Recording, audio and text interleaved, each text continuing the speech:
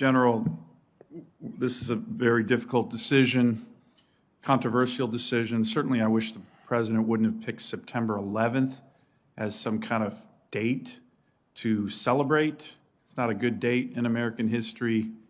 I think the Taliban is going to have a great propaganda victory by saying 20 years ago there was a victory, now there's a victory. I don't believe it's a victory, but I hope in the future the President, Secretary of Defense, even you don't use September 11th as some kind of date we're celebrating here for 2021 on the withdrawal of troops. You don't need to comment on that. I just think it's baffling that somehow somebody in the White House thought that was a good date to choose.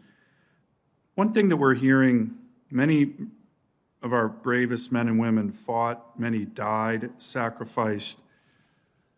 You know, you start to hear this mantra that, well, if we're pulling out, the Taliban take over, which is a distinct possibility that these sacrifices, particularly those who died in vain. You know, I had the honor of serving as a staff officer to General Abizaid for a year and a half when he was CENTCOM commander many years ago. He said something once that really struck me. He said, no American who's ever fought for freedom or the defense of the national security of the United States has ever died in vain.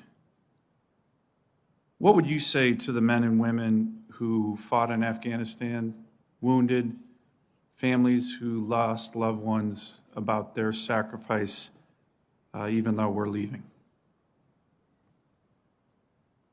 Senator, first of all, there's really nothing I can say to replace the empty chair at the table, the loss of a loved one, and I'm very much humbled by recognizing that. I can improve on what General Abizaid said in many ways. You know, to fight for freedom is not to give something up in vain. I think but I think it's still very hard on those people. As you know, I've been to Afghanistan multiple times, as has General Townsend seated beside me. My son's been to Afghanistan twice, so I'm well aware of the burden that's been placed on families of this nation to support our fight there. I just want to make sure our message to these families, to the men and women who served, sacrificed, some gave their lives, that it's not going to be your sacrifice didn't mean anything. I would agree with General Abizaid. I hope that can be the statement from our military leaders. No American who's ever fought for freedom and the security of this nation has died in vain, regardless of what happens in Afghanistan the next 2 to 3 years. Would you agree with that?